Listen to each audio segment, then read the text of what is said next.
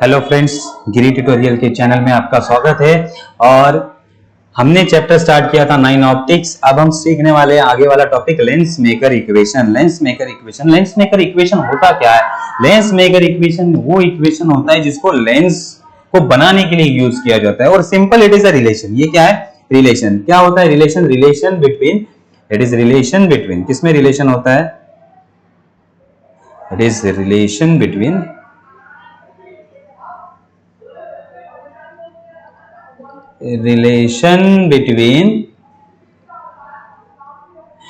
एक first refractive index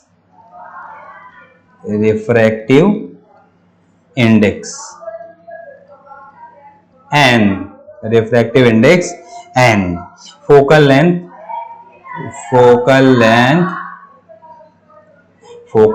f and radius of curvature R1 and R2. So relation between refractive index and focal length f and radius of curvature R1 and R2, ये 3 lens के लिए lens maker formula होता है। तो अब हम ये lens maker formula बनाने की शुरुआत करते हैं या कैसे बनता है वो देखते हैं। सो पहले हमें लेना होगा consider a lens of radii R1 and R2। एक लेंस दे लिया जिसका रेडिया क्या है? R1 and R2। अब केप्ट इन मीडियम, एक मीडियम में उसको रख दिया। Now n is refractive index of material of lens. Lens किससे बना है? n रिफ्रैक्टिव इंडेक्स वाले मटेरियल से बना है। ठीक है, ये समझ में आ गया। चलो अब हम लेंस ले लेते हैं। अब देखो हमने एक लेंस कंसिडर किया है। ओके, उसमें से जो लाइन जा रही है दैट इज प्रिंसिपल एक्सिस। वो क्या है? Principal axis. इसका रेडियस क्या है? R1 और R2। ये सरफेस 1 होगा, ये हमारा है सरफेस 1 और यहां जो है वो है सरफेस 2। इसका रिफ्रैक्टिव इंडेक्स कितना है? इसका रिफ्रैक्टिव इंडेक्स है n। जो भी लेंस हमने लिया है उसका रिफ्रैक्टिव इंडेक्स कितना है? n है। तो इसका रिफ्रैक्टिव इंडेक्स है हमारा n। एक मिनट है, इसका रिफ्रैक्टिव इंडेक्स है हमारा n। n is a refractive index of lens. अब ये जो सेंटर वाला पॉइंट है उसको हम कहते हैं p। इसे कहते हैं ऑप्टिकल सेंटर p या पोल जिसे कहा जाता है इन केस ऑफ मिरर। तो ये है पोल। तो सरफेस 1, सरफेस 2। ओके, अब उसमें से पास हो रहा है प्रिंसिपल एक्सिस। अब देखो सरफेस 2 का रेडियस हम यहां से मेजर करेंगे तो यहां जो सेंटर होगा that is known as a C2, centre of curvature of second surface. यहां जो सेंटर होगा उसे हम कहा जाएगा, इसे कहा जाएगा C1। इसे कहा जाएगा C1, centre of curvature for Lenz surface 1 का कर्वेचर सेंटर यहां आएगा, सरफेस 2 का इज यहां आएगा। ठीक है, अब एक पॉइंट ऑब्जेक्ट कंसिडर करते हैं O is a point object. O क्या है हमारा? Point object. O is a point object. O है हमारा पॉइंट ऑब्जेक्ट। अब ये पॉइंट ऑब्जेक्ट है, यहां से रे इंसिडेंट होगी पहले सरफेस पे। अब यहां से हम रे इंसिडेंट करते हैं पहले सरफेस पे, तो रे बना देते हैं। अब यहां से ये इंसिडेंट होगा पॉइंट ए पे, यहां इंसिडेंट हो गया रे एक पॉइंट पे, पॉइंट ए। ठीक है, अब यहां से वापस ये इंसिडेंट होगा सरफेस बी पे, यहां से अब ये इंसिडेंट होगा सरफेस बी पे, यहां पे इंसिडेंट हो गया रे सरफेस बी। और वहां से ये वापस फाइनल इमेज बनाएगा। तो इमेज फाइनली बनेगी यहां पे, दैट इज इमेज आई। यहां इमेज बनेगी हमारी इमेज आई। ठीक है, तो अब हमने ऑब्जेक्ट O से स्टार्ट किया। पहले इंसिडेंट हुई पहले सरफेस पे A पॉइंट पे, कहां इंसिडेंट हुई? A पॉइंट पे। उसके बाद इंसिडेंट हुई दूसरे सरफेस पे पॉइंट B पे, एंड देन फाइनल इमेज बना हमारा इमेज आई। देन हमारा फाइनल इमेज बना आई। सपोज अगर एक ही सरफेस होता तो क्या होता? एक ही सरफेस होता तो जो हमारा इमेज है सरफेस वन, दूसरा सरफेस ही नहीं होता। अगर सरफेस वन होता तो हमारा इमेज कहाँ बनता, तो यहाँ पे इंसिडेंट होके हमारा इमेज बनता कहीं इस डायरेक्शन, यहां बनता हमारा इमेज। ये है इमेज हमारा,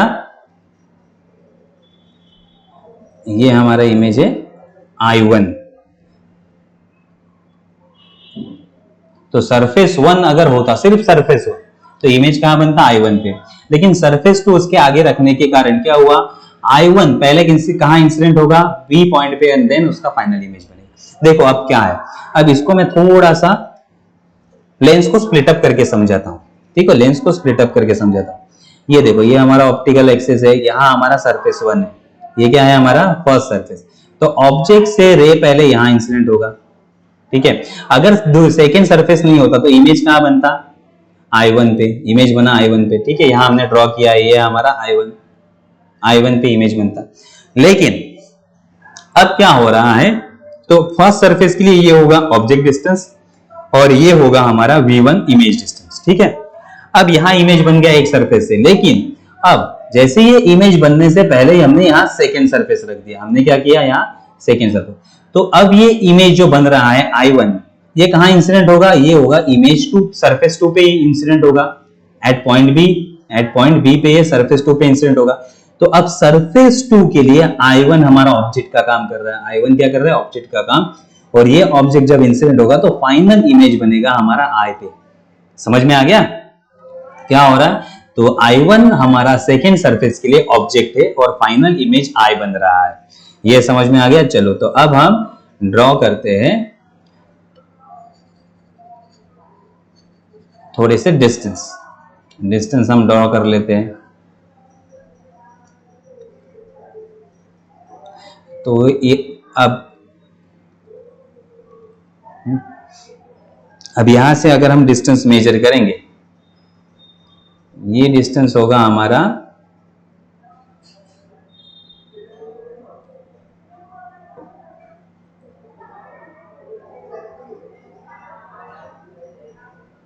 ये डिस्टेंस होगा हमारा u, ये होगा ऑब्जेक्ट डिस्टेंस u।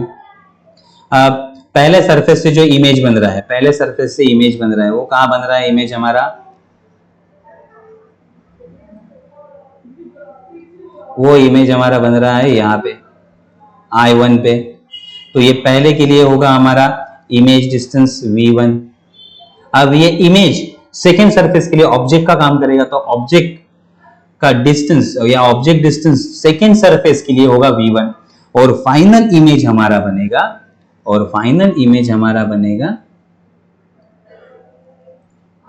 पे, फाइनल इमेज बनेगा हमारा I पे यहाँ। तो ये फाइनल डिस्टेंस हमारा होगा V, फाइनल डिस्टेंस क्या होगा हमारा V। चलो, ये समझ में आ गया। तो अब हम पहले वाला हमारा इक्वेशन यूज करेंगे। पहले वाला जो इक्वेशन हमने स्टडी किया था, कौन सा, कर्व सरफेस के लिए। ओके, इक्वेशन फॉर और रिफ्रैक्शन फ्रॉम कर्व सरफेस, उसका जो फॉर्मूला हमने स्टडी किया था, रिफ्रैक्शन फ्रॉम कर्व सरफेस, वो फॉर्मूला अब हम यूज करेंगे। तो इस सेटअप को याद रखना। चलो, अब हम डायग्राम पे ध्यान देते हैं। सो रिफ्रैक्शन फ्रॉम कर्व सरफेस, हमारा फॉर्मूला क्या था, रिफ्रैक्शन फ्रॉम कर्व सरफेस। क्या था फॉर्मूला हमारा refraction from curve surface, n2 minus n1 upon r is equal to n2 upon v minus n1 upon u। अब यही फॉर्मूला हम सरफेस 1 को लगाएंगे और सरफेस 2 के लिए लगाएंगे। ठीक है, सरफेस 1 के लिए और सरफेस 2 के लिए हम लगाएंगे। तो चलो आते हैं पहले हम सरफेस 1 के लिए। सरफेस फर्स्ट के लिए ये फॉर्मूला हम अप्लाई करेंगे। ठीक है, अब देखो सरफेस फर्स्ट, अगर हम डायग्राम को देखेंगे, ये देखो डायग्राम, ये है हमारा सरफेस फर्स्ट, ये है हमारा। तो यहां पे हमारा जो लेंस को हमने रखा है, लेंस का रिफ्रैक्टिव इंडेक्स कितना है, n, लेंस का रिफ्रैक्टिव इंडेक्स n है, और जिसमें हमने लेंस को रखा है वो एयर है, एयर, यहां भी एयर है, एयर में हमने लेंस को रखा है। तो एयर का रिफ्रैक्टिव इंडेक्स कितना होता है, रिफ्रैक्टिव इंडेक्स ऑफ एयर होता है 1, रिफ्रैक्टिव इंडेक्स ऑफ एयर कितना होता है 1। ठीक है, अब देखो फॉर्मूला हम अप्लाई कर रहे हैं। अब एयर से ग्लास के अंदर रे जा रहा है, एयर से ग्लास के अंदर। तो अब हम डायग्राम थोड़ा सा ड्रॉ कर लेता हूं मैं आपको समझने के लिए। अब ये हमारा सरफेस 1, ये क्या है हमारा सरफेस 1। यहां है एयर मीडियम, रिफ्रैक्टिव इंडेक्स जिसका कितना है 1, और यहां रिफ्रैक्टिव इंडेक्स कितना है, रिफ्रैक्टिव इंडेक्स है n। अब यहां से रे जा रहा है, ए पे इंसिडेंट हो रहा है, ओ से ए पे इंसिडेंट हो रहा है, और इमेज बन रहा है I1 पे। इमेज क्या बन रहा है I1 पे, I1। ये डिस्टेंस है हमारा u और ये डिस्टेंस है हमारा v1। अब सरफेस 1 के लिए हमारा ये फॉर्मूला लगाना है। तो देखो अब हमारा मीडियम N1 मीडियम कौन सा है, रे कहां से स्टार्ट हो रही है, एयर मीडियम से। सो फॉर सरफेस 1 N1 का वैल्यू क्या होगा, रिफ्रैक्टिव इंडेक्स 1। अब कौन से मीडियम में जा रही है, लेंस के अंदर जा रही है, जिसका रिफ्रैक्टिव इंडेक्स है n। सो N2 का वैल्यू हमारा होगा n। N2 का वैल्यू क्या होगा n। रेडियस देखो फर्स्ट सरफेस है, तो फर्स्ट सरफेस का रेडियस क्या होगा, radius of first surface r का वैल्यू होगा हमारा r is equal to r1, r is equal to r1। Then u object distance, u ही है ऑब्जेक्ट डिस्टेंस का value, u is equal to u। Image distance v is equal to, image का distance का value कितना है v1, so v is equal to v1। अब ये सारे वैल्यू ऊपर वाले इक्वेशन में पुट करो। देखो n2 माइनस n1 मीन्स क्या होगा, n minus 1, n2 minus n1, n minus 1 divided by r का वैल्यू कितना है हमारा r1 इज इक्वल टू, अब यहां n2 का value n divided by v का value v1, then minus n1 का वैल्यू 1, n1 का वैल्यू 1 और u का वैल्यू u। तो ये आ गया हमारा एक इक्वेशन 1 पहले सरफेस के लिए। अब दूसरे सरफेस के लिए I1 हमारा ऑब्जेक्ट का काम करेगा, I1 क्या करेगा हमारा ऑब्जेक्ट का काम, क्योंकि दूसरा लेंस हम रखने वाले हैं। तो देखो अब हमने यहां दूसरा सरफेस रख दिया, सरफेस 2। अब यहां जो रे आ रही है वो सरफेस 1 से आ रही है, सरफेस 1 से। तो ये होगा I1 हमारा ऑब्जेक्ट कहां फॉर्म हो रहा है v1 इतने डिस्टेंस पे। तो v1 हमारा ये सरफेस 1 है, सरफेस 1 से b पॉइंट पे, a पॉइंट से b पॉइंट पे ये इंसिडेंट हो रहा है। तो जो भी हो रहा है वो लेंस के अंदर। अब लेंस का मीडियम क्या है n से रे कहां आ रही है, बाहर में आ रही है। तो रिफ्रैक्टिव इंडेक्स बाहर का कितना है 1। तो अब यहां से हमारा फाइनल इमेज यहां बन रहा है, फाइनल इमेज I पे बन रहा है। ये डिस्टेंस कितना है हमारा, ये डिस्टेंस है v। तो इमेज डिस्टेंस होगा हमारा v1, सॉरी ऑब्जेक्ट डिस्टेंस होगा हमारा v1 और इमेज डिस्टेंस होगा हमारा v। सो सरफेस 2 के लिए, फॉर सरफेस 2 के लिए सेम फॉर्मूला, n1 का वैल्यू होगा, अब लेंथ रे कहां से जा रही है, फर्स्ट मीडियम होगा हमारा n। सेकेंड मीडियम कहां जा रही है, कौन से मीडियम में, सेकेंड, जिसका रिफ्रैक्टिव इंडेक्स 1 है, बाहर निकल रही है लेंस के बाहर। तो n2 का वैल्यू 1 होगा। अब r का वैल्यू क्या होगा सेकेंड सरफेस से, तो ये होगा r2, ये होगा r2। Then image distance u is equal to होगा v1, u is equal to v1 और final v is equal to v होगा, v is equal to v। तो अब पुट करो n2 माइनस n1, n2 का value 1 minus n divided by r2 is equal to 1 minus v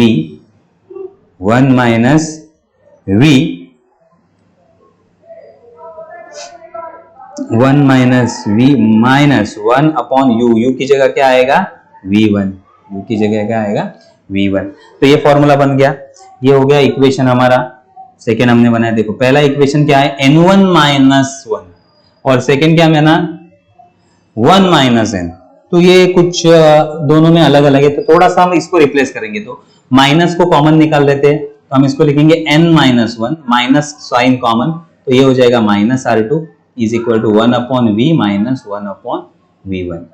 ये होगा equation 2। अब देखो इक्वेशन 1 और इक्वेशन 2 सेम हो गए, n माइनस 1, पीछे भी देखो n माइनस 1 अपॉन r1, यहाँ भी n minus 1 upon minus r2, then n by v1 minus u1 by u, यहां क्या है 1 बाय v माइनस यहां आएगा n बाय v1, यहां क्या आएगा n, हमने n लिखा ही नहीं है, यहां आएगा n, यहां आएगा n, n रह गया था, सेकेंड मीडियम हमारा, फर्स्ट मीडियम हमारा n है ना, तो n आएगा n by v1, n by v1, ठीक है। अब दोनों फॉर्मूला इक्वेशन 1 और इक्वेशन 2 को हम क्या करते हैं, ऐड करते हैं, ऐड इक्वेशन 1 एंड 2,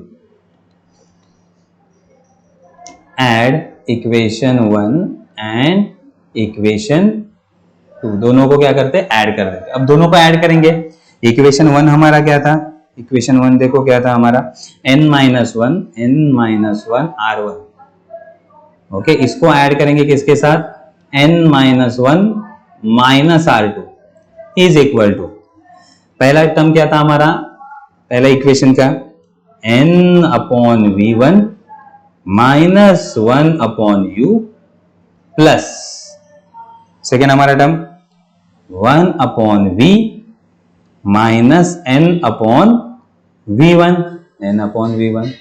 अब देखो यहां n माइनस 1 दोनों में से कॉमन आया, ब्रैकेट में क्या बचा 1 upon r1 minus 1 upon r2 is equal to, अब देखो plus n by v1 minus n by v1 cancel, अब पॉजिटिव साइन को हम आगे लेते हैं तो 1 अपॉन v को आगे लिया माइनस 1 अपॉन u, लेकिन हमने पहले ही स्टडी किया है, but we know that for ये इक्वेशन हमें पता है, ये इक्वेशन होता है 1 अपॉन f, हमने स्टडी किया है, but 1 upon f is equal to 1 upon v minus 1 upon u, ये हमें पता है, कंडीशन हम अप्लाई कर सकते हैं, अगर u का वैल्यू इंफिनिटी है तो v कहाँ फोकस पे इमेज बनेगा, ये हमें पता है, तो 1 अपॉन f वाला ये फॉर्मूला हमें पता है, तो हमारा फॉर्मूला हो गया होगा therefore 1 upon f is equal to, इसकी जगह हम क्या पुट कर रहे हैं 1 upon f, 1 upon f is equal to n minus 1 upon r1 minus 1 upon r2, तो ये हो गया लेंस मेकर फॉर्मूला।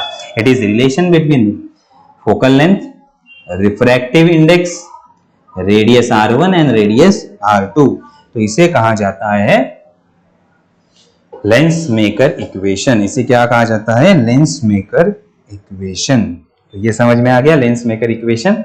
अब लेंस मेकर इक्वेशन के हम कुछ केसेस स्टडी करते हैं, हम कुछ केस स्टडी करते हैं, तो special case,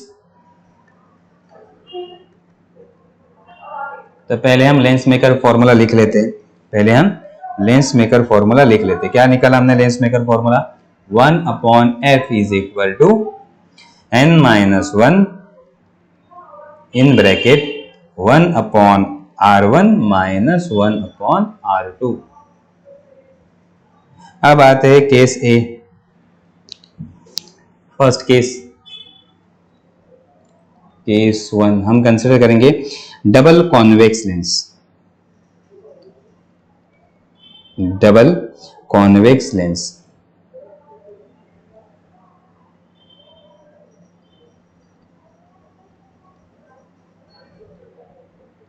double convex lens इस तरह से होता है, डबल कॉन्वेक्स लेंस इस तरह से होता है, तो ये होगा हमारा r1 सरफेस 1, ये होगा पॉजिटिव, और यहां से ये होगा r2, ये होगा निगेटिव, ये होगा निगेटिव। अब हम मानते हैं कि r1 और r2 दोनों इक्वल है, let r1 mod of r1 is equal to r2 is equal to r, ये दोनों इक्वल है, दोनों क्या है इक्वल है, तो हमारा फॉर्मूला क्या होगा, पुट करो फॉर्मूला में वैल्यू, देखो r1 और r2 की वैल्यू दोनों की सेम है, मैग्नीट्यूड सेम है, लेकिन r2 का वैल्यू क्या है माइनस है, r2 का वैल्यू नेगेटिव, तो कैसे पुट करेंगे हम 1 upon f n minus 1, r1 का वैल्यू भी r, r2 का वैल्यू भी r, लेकिन r2 निगेटिव डायरेक्शन में, तो यहाँ हम निगेटिव साइन लेंगे, यहाँ क्या लेंगे negative sign, left hand side में है ना, वो लेफ्ट हैंड साइड वाले डिस्टेंस निगेटिव होते हैं। अब दोनों को ऐड करेंगे हम, ये क्या हो जाएगा n minus 1 upon r plus 1 upon r, 1 upon r 2r, ये हो जाएगा, तो ये होगा 2n माइनस 1 अपॉन r, ये हो गया हमारा फॉर्मूला। अगर हम ऐसा मटेरियल लेते हैं, जिसका वैल्यू है n इज इक्वल टू 1.5। ऐसा रिफ्रैक्टिव इंडेक्स जो हम ग्लास सिलेक्ट कर रहे हैं जिससे हमें लेंस बनाना है उसका रिफ्रैक्टिव इंडेक्स कितना है 1.5। तो उस केस में अगर हम पुट करते हैं 1.5 तो क्या होगा, therefore 1/f is equal to 1.5 minus 1 divided by r। तो ये होगा 0.5, 0.5 इंटू 2 1, तो ये होगा 1/r। So 1/f is equal to 1/r, therefore f is equal to r, f is equal to r। ये हो गया एक केस डबल कॉन्वेक्स लेंस के लिए।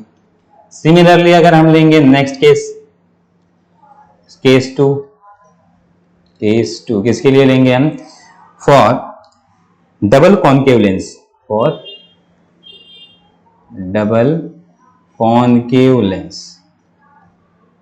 अब डबल कॉन्केव लेंस कैसे होता है, इस तरह से होता है, surface 1 R1 negative, R2 positive, R2 positive. अब 1 सेकेंड वैल्यू हम पुट करेंगे, फॉर्मूला क्या होगा, 1/f इज इक्वल टू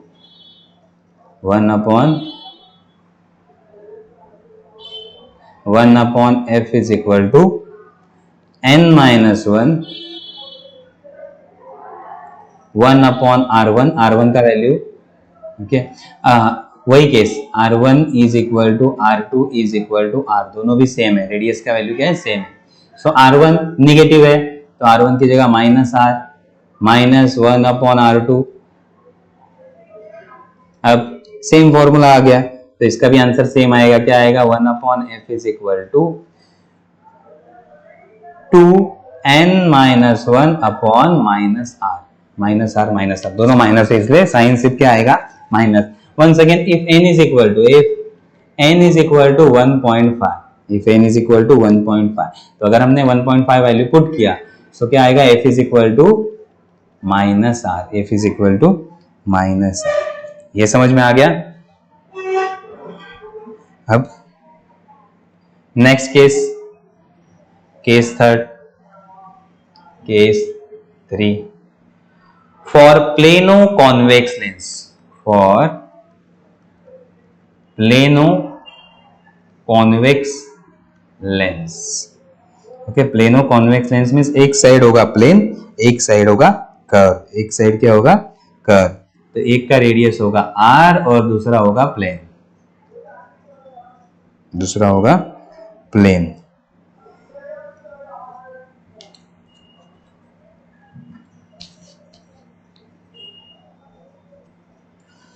तो इस केस में अगर हम वैल्यू पुट करते हैं सो एक का रेडियस होगा, एक का रेडियस r होगा एंड अदर इंफिनिटी, दूसरा इंफिनिटी।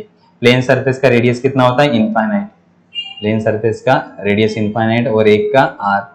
तो अब फॉर्मूला में पुट करेंगे हम 1/f is equal to 1/f is equal to क्या होगा, n minus 1/r minus 1/infinity, 1/infinity 0, 1/infinity 0। सो हमारा फॉर्मूला क्या आएगा, therefore 1/f is equal to n minus 1/r। और अगर n का वैल्यू क्या होगा, n इज इक्वल टू, ऐसा मटेरियल है जिसका रिफ्रैक्टिव इंडेक्स 0.5 है, सो अगर हम पुट करेंगे 1/f is equal to 1.5 minus 1/r is equal to 0.5/r, 0.5 means 1/2, so 1/2r and therefore f का वैल्यू क्या होगा, therefore f is equal to 2r, f is equal to 2r। ये हो गया हमारा फॉर्मूला। सिमिलर हम किसके लिए फाइंड आउट कर सकते हैं, फॉर प्लेनो कॉन्केव लेंस के लिए। तो आप ट्राई करो प्लेनो कॉन्केव लेंस के लिए, ये तो हो गया कॉन्वेक्स लेंस। सो प्लेनो कॉन्केव लेंस इसके अपोजिट, सिर्फ साइन में चेंज होगा, बाकी तो सेम रहेगा। तो ये इक्वेशन समझ में आ गया, इजी है ये।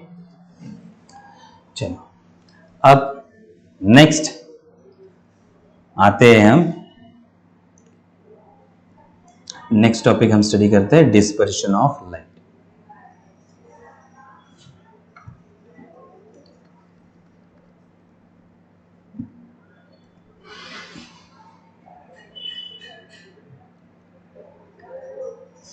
dispersion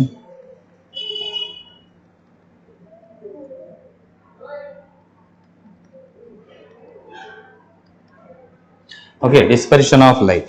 अब हम इसमें दो टाइप सीखने वाले डिस्पर्शन। एक है एंगुलर डिस्पर्शन और सेकेंड है बी है lateral dispersion.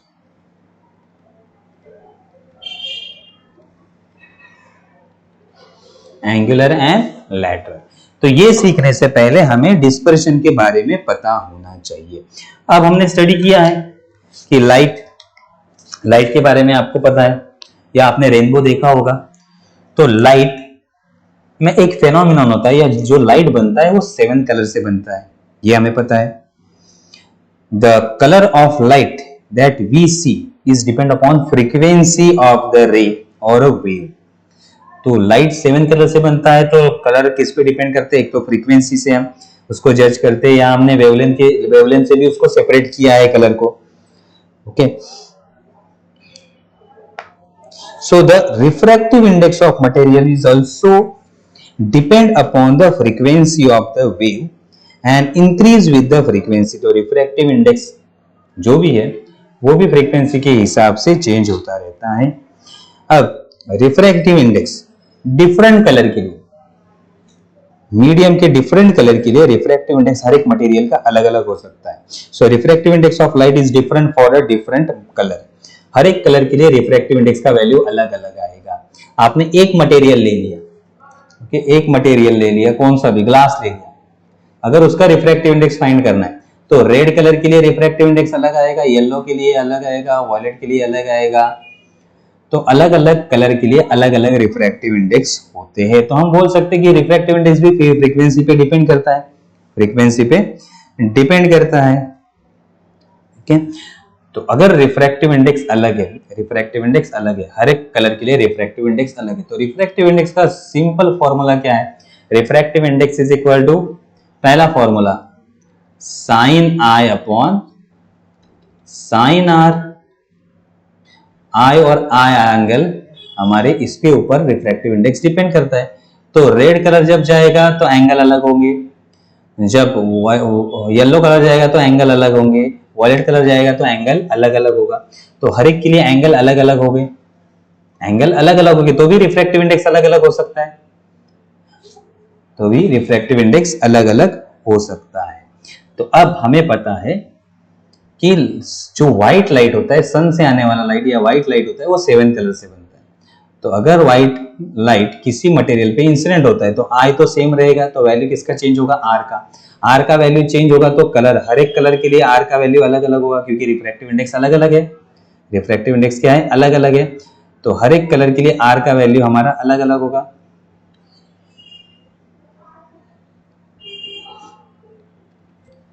Refractive index sine I upon sine are.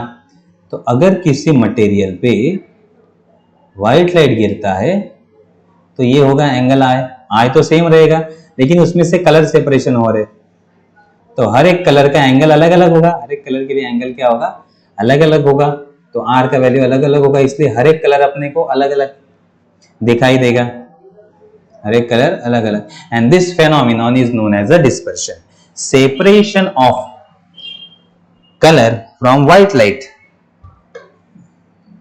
Okay, so separation of colour, white light का 7 कलर में सेपरेशन होना, इस फेनोमेनन को हम कहते हैं डिस्पर्शन। इस फेनोमेनन को हम क्या कहते हैं? Dispersion. Separation of white light into its constituent colour is known as a dispersion of light, is known as a dispersion of light. तो डिस्पर्शन फेनोमेनन हमें समझ में आ गया। Dispersion means separation of colour, light से colour का सेपरेशन होना, 7 कलर का सेपरेशन होगा, उसे कहते हैं हम डिस्पर्शन। अब देखो, डिस्पर्शन को मेजर करने के लिए दो तरीके। पहला तरीका हम एंगल से मेजर कर सकते हैं। किससे मेजर कर सकते हैं? एंगल से। सो देखो, अगर यहां से व्हाइट लाइट पास हो रहा है हमारा, ये एक सरफेस है, उसमें से व्हाइट लाइट पास हो रहा है, व्हाइट लाइट, तो क्या होगा? रेड कलर एक तरफ जाएगा और वॉयलेट कलर एक तरफ जाएगा। अब इन दोनों में कितना सेपरेशन हुआ? दो एक्सट्रीम कलर में। वो हम किससे मेजर करेंगे? एंगल से। तो इसे कहते हैं एंगुलर डिस्पर्शन। इसे क्या कहते हैं? Angular separation. 7 कलर आर और वी के बीच में रहेंगे, तो इसे कहते हैं हम एंगुलर डिस्पर्शन। तो एंगुलर डिस्पर्शन होता है delta V R, angle between two extreme colour. Angle between two extreme colour is known as a angular dispersion. ये होता है हमारा angular dispersion. Separation of two extreme colour, R और V का सेपरेशन, ये किससे मेजर किया जाता है? एंगल से, इसलिए इसे क्या कहा जाता है? Angular dispersion. अब आते हैं लेटरल डिस्पर्शन पे। तो अगर हम ग्लास लैब को कंसिडर करें, ग्लास लैब आपने स्टडी किया है,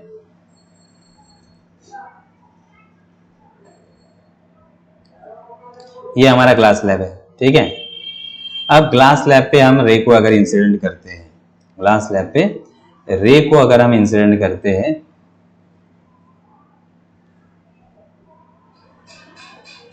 यहां एक रे इंसिडेंट हो गया, ठीक है। देन हमने दूसरा रे स्टार्ट किया यहां से, ये जाएगा इस तरह, यहां पे इंसिडेंट होगा। अब देखो लाइट अगर एक मीडियम पे गिरा तो अब ये कॉन्स्टिट्यूएंट कलर में सेपरेट हो गया। दो कलर एक्सट्रीम कलर हमने ले लिए, एक होगा रेड, एक होगा वॉयलेट, एक होगा रेड और एक होगा वॉयलेट। तो इसको कहेंगे हम रेड कलर, ये होगा हमारा वॉयलेट कलर। सेपरेट हो गए क्योंकि रिफ्रैक्शन हो रहा है। क्या हो रहा है? रिफ्रैक्शन हो रहा है। अब अगर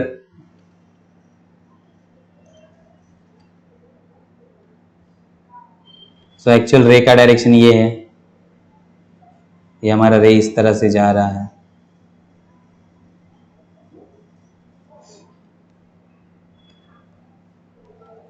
अब यहां से रे स्प्लिटअप हो गया कलर में, और ये कलर अब जाएंगे वापस बाहर आएगा ग्लास लैब में से, और ग्लास लैब में से ये जाएंगे इस डायरेक्शन।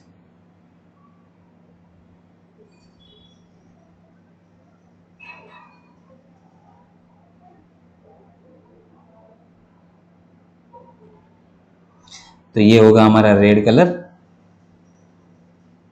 और ये होगा हमारा वॉयलेट कलर, ये होगा हमारा वॉयलेट कलर, ठीक है।